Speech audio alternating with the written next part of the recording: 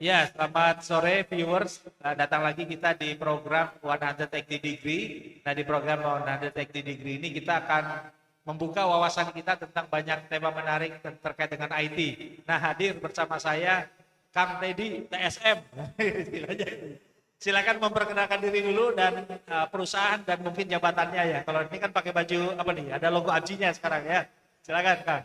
Bismillahirrahmanirrahim. Assalamualaikum warahmatullahi wabarakatuh, the viewers ya. Ya. Terima kasih Pak atas kesempatannya ini. Perkenalkan, nama saya Teddy Supardi Musli, biasa disapa TSM. TSM. Bukan Trans Studio Mall ya. Ya.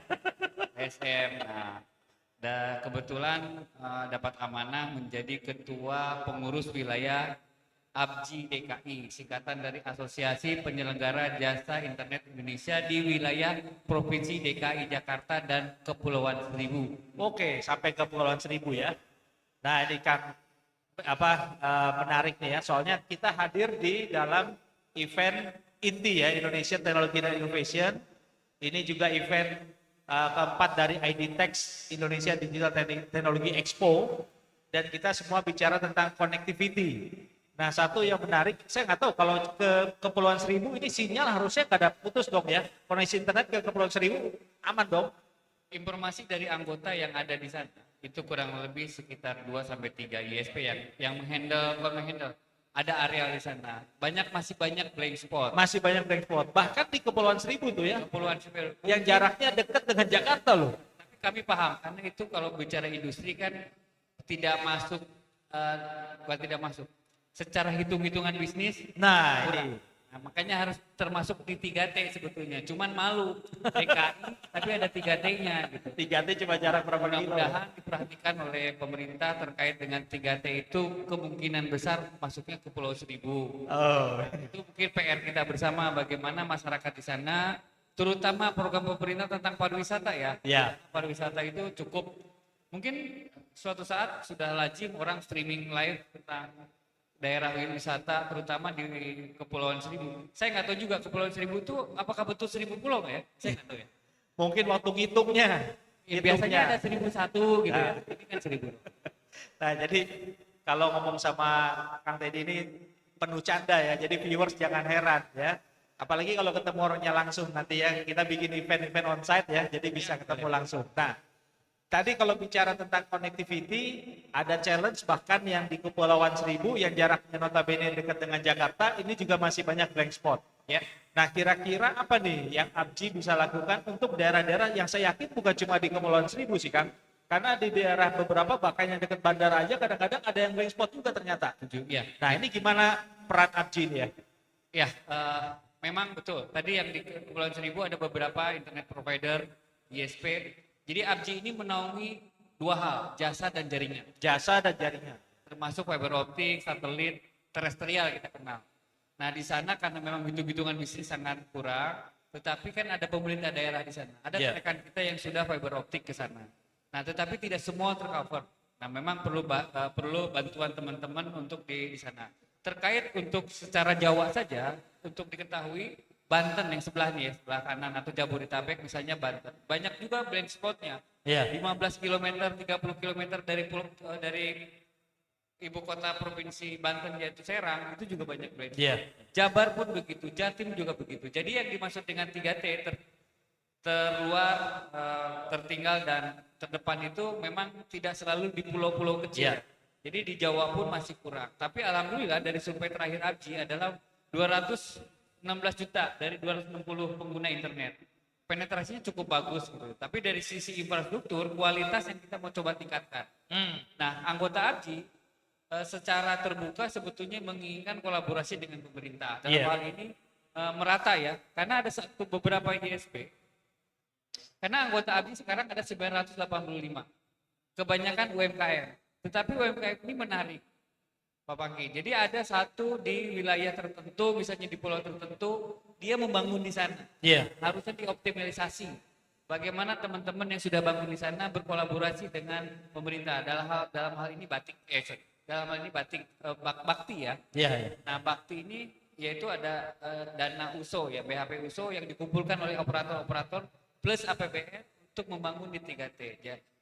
Saya sih menghimbau atau mengharapkan pemerintah bisa berkolaborasi dengan anggota ABGI dalam hal ini. Memang asosiasinya yang memang menaungi rekan-rekan kepentingan bisnis, dan ada disebut dengan apa ya, CSR ya. Ya. CSR itu. Tapi berbeda ya BHP-USO dengan CSR. Banyak operator-operator besar pun pasti juga ada itu. Tinggal bagaimana mendelivery ke yang tidak hitungan-hitungan bisnis nggak Iya. masuk. Itu aja concern kita.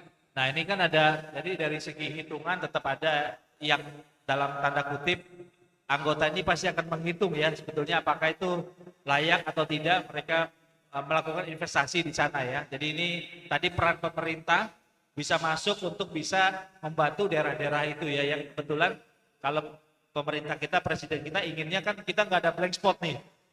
Cita-citanya kan gitu ya, kita nggak ada blank spot di Indonesia nih ya. Nah, terlepas dari apa yang sekarang Bakti sedang siapkan, ternyata juga di segmen yang lain di private sector juga bahkan ada yang sudah berani melakukan investasi kan ya.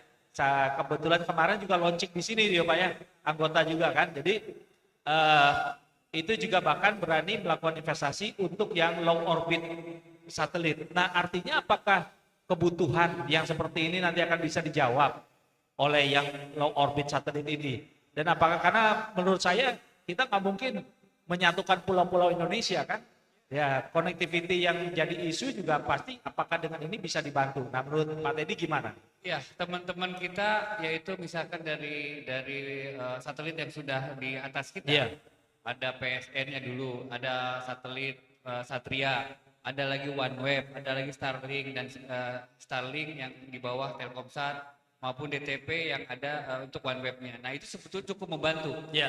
Kami sadar di Amerika saja, walaupun Amerika ada kebanyakan negara daratan, Iya. tapi satelit tetap dibutuhkan. Tetap diperlukan. Apalagi negara kepulauan. Betul. Tinggal bagaimana latensi dengan teknologi sekarang atau LEO tadi tidak terlalu tinggi, itu latensi cukup bagus sebetulnya. Iya.